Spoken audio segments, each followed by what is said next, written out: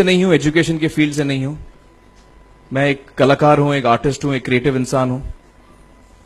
और आप लोग बेहतर जानते हैं एजुकेशन के बारे में। इतने साल से आप एजुकेशन चला रहे हैं।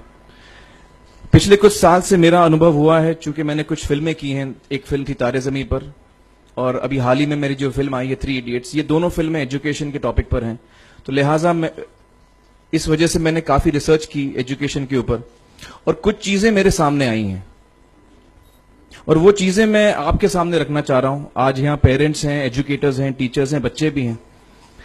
हो सकता है पता नहीं मैं कितना सही बोल रहा हूं, गलत बोल रहा हूं, लेकिन मेरे कुछ विचार हैं जो मैं आपके सामने रखना चाहूंगा एजुकेशन से, जो जिनका संबंध है।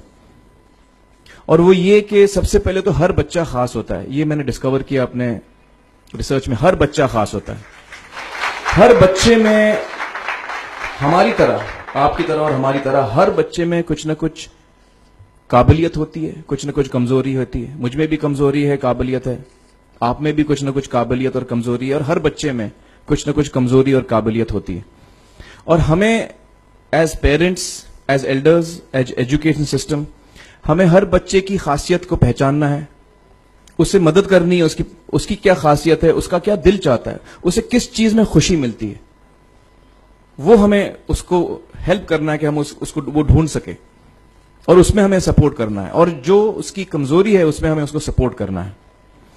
मुझे अक्सर एजुकेशन इंस्टीट्यूट्स मुझे बोलते हैं कि हम हमारे स्कूल में सारे बच्चे पास होते हैं, हमारे स्कूल में सारे बच्चे फर्स्ट आते हैं, या हम जो बोर्ड एग्जाम है उसमें हमारे सारे बच्चे पास होते हैं। मुझे एक सवाल पूछना है कि हमारे कितने बच्चे खुश हैं? सबसे बड़ा सवाल मेरा ये है, how many of our children are happy? और वो जो हैप्पीनेस कोशेंट है ना, वो मेरे लिए सबसे अहम है। क्योंकि देखिए, पढ़ाई लिखाई तो हम सीख ही लेते हैं। जब मुझे कोई चीज सीखनी होती है तो मैं कुछ ना कुछ करके सीख ही लेता हूं। हमारी फिल्म 3 इडियट्स जब रिलीज होने वाली थी, रिलीज से पहले हमने कई स्क्रीनिंग्स रखे थे, टेस्ट स्क्रीनिंग जिसको हम कहते हैं, जिसमें कि हम ऑडियंस, जैसे आप लोग हैं, उनको बुलाते हैं, फिल्म दिखाते हैं, उनसे पूछते हैं कि फिल्म कैसी लगी। ऐसे एक टेस्ट स्क्रीनिंग हमने किया था। बंबई में एक फैक्ट्री में कारीगर लोग काम करते हैं, तो करीब 25-30 कारीगर आए थे उस स्क्रीनिंग में। स्क्रीनिंग के बाद उनका एक कारीगर था, उसने मुझसे एक सवाल पूछा। उसने मुझसे ये पूछा, आप लोगों ने फिल्म देखी है 3 इडियट्स? उसने मुझे एक सवाल पूछा जो बहुत कमाल का सवाल था। उसने मुझे ये सवाल पूछा कि सर, पिक्चर के अंत में हमें पता लगता है कि आप तो रणछोड़ दास थे ही नहीं, रैंचो तो थे ही नहीं आप, तो सर्टिफिकेट तो आपको मिला नहीं, वो तो जावेद जाफरी को मिल गया। तो आप इतने बड़े साइंटिस्ट कैसे बन गए? इतने बड़े पेटेंट्स, 400 पेटेंट्स, जापानी लोग आपके पीछे पड़े हैं, तो आपको सर्टिफिकेट तो मिला नहीं, तो आप इतने बड़े साइंटिस्ट कैसे बन गए? बहुत ही अहम सवाल है ये, बहुत ही इंपॉर्टेंट सवाल है। और ये जो मुद्दा है उसके हार्ट में जाता है ये, कि जब मैं एग्जाम के लिए रट के जवाब देता हूं और वो जवाब में मुझे नंबर मिलते हैं और मैं पास हो जाता हूं, तो मेरे हाथ में एक पर्चा आता है जो मुझे कहता है कि मैं पढ़ा लिखा हूं। लेकिन वाकई मैं पढ़ा लिखा हूं या नहीं, ये अभी तक हमको श्योर मालूम नहीं है। लेकिन जब आप नॉलेज चाहते हैं कि आपको मिले, विद्या मिले आपको, तो फिर वो कागज का मायने कुछ होता नहीं है। तो मैंने उसको जवाब में 2 सवाल पूछे। मैंने बोला उसको कि भैया, आपको क्या लगता है मैं अच्छा एक्टर हूं? उसने बोला हाँ, देश भर में आप सब लोग मानते हैं आपको, आप अच्छे एक्टर हैं। मैंने उससे कहा कि भैया, मेरे पास कोई सर्टिफिकेट नहीं है जो कहता है कि मैं अच्छा एक्टर हूं। मेरे पास कोई कागज नहीं है जो मुझे बोलता है कि मैं अच्छा एक्टर हूं।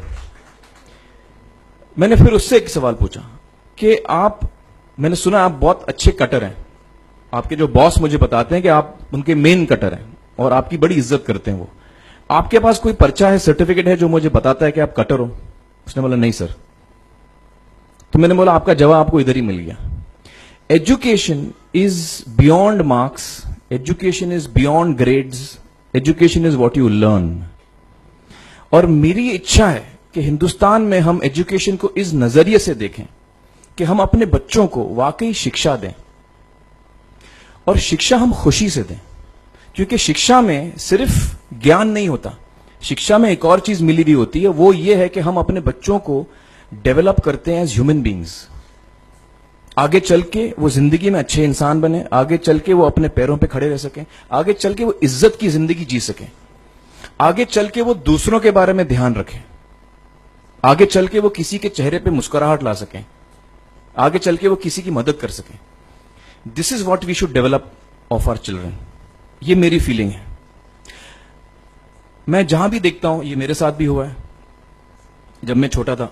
जब से हमारे बच्चे छोटे होते हैं, जब से बच्चे पैदा होते हैं, बच्चा घर आता है, हम बच्चे को पूछते हैं भाई मार्क्स कितने मिले, फर्स्ट आए कि सेकंड आए? वो बोलता है सेकंड। सेकंड आए तो अरे फर्स्ट नहीं आए, डांट पड़ती है उसको। जो बोलता है मैं 10th आया तो उसकी तो हालत ही बुरी हो जाती है।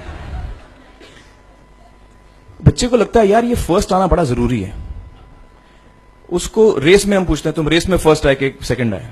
में हम उसको बचपन से, जब से वो केजी लोअर केजी में होता है, जब लोअर केजी में रेस होती है, चमचा मुंह में लगा के उसमें नींबू डाल के भागते हैं। उसमें भी हम बच्चे को पूछते हैं अरे मेरा बेटा फर्स्ट आएगा, लाओ बेटा मेरा फर्स्ट आना, मतलब पेरेंट्स चिल्ला रहे हैं बेटा भागो, मतलब नींबू लेके भागो। तो उसमें होता क्या है कि बच्चे को लगता है कि यार ये बड़ा जरूरी है। मेरे पेरेंट्स को हमेशा, मेरे पेरेंट्स मुझे एक ही सवाल पूछते हैं, मैं फर्स्ट आया कि नहीं। उसके जहन में ये बात बैठ जाती है कि मेरे को अव्वल आना है, मेरे को कंपीट करना है, मेरे को बाकी लोग से आगे निकलना है। टीचर्स भी यही सवाल उसको पूछते हैं आमतौर पे, मेरे साथ हुआ है।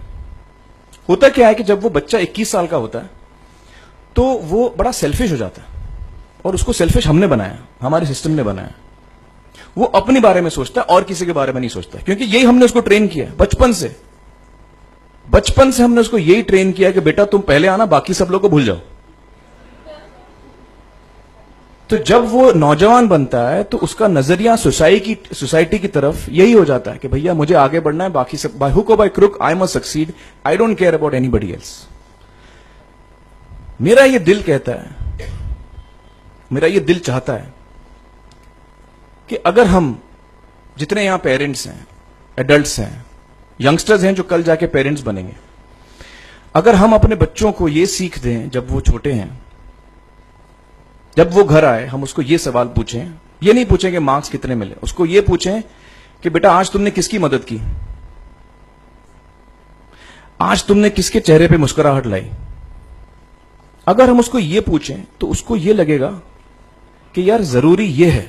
मेरे पेरेंट्स मुझे हमेशा ये पूछते हैं, मार्क्स का तो कभी पूछते नहीं, वो मुझसे ये पूछते हैं कि भैया तुमने किसको हेल्प किया आज। तो हेल्प करना लोगों को, लोगों के बारे में सोचना, लोगों के चेहरे पे मुस्कुराहट लाना, ये मेरे पेरेंट्स के लिए बड़ा इंपॉर्टेंट है। साइकोलॉजिकली वो इस चीज के साथ बड़ा होगा, स्कूल वही जाएगा, पढ़ाई लिखाई वही करेगा, वो उसका नजरिया थोड़ा बदल जाएगा। जब वो बच्चा नौजवान बनेगा, 21 साल का होगा, और सारे बच्चे उस उम्र के जब 21 साल के होंगे, हमारी सोसाइटी चेंज हो जाएगी। क्योंकि तब हमारी सोसाइटी में ऐसे नौजवान होंगे जो खुद के बारे में नहीं सोच रहे, दूसरों के बारे में सोच रहे हैं। तो मुझे लगता है कि सबसे बड़ी चीज जो हमारे एजुकेशन सिस्टम में मैं देखना चाहूंगा, जो मैंने अपने स्कूल लाइफ में नहीं देखी, कि हमको ये अहमियत इस पे दी जा रही है कि हम अपने आसपास के बच्चों को कितना हेल्प कर रहे हैं। ये एक बहुत बड़ी तब्दीली अगर आ जाए तो मुझे लगता है कि हमारा देश बहुत सुधर सकता है, बहुत बदल सकता है, हम बहुत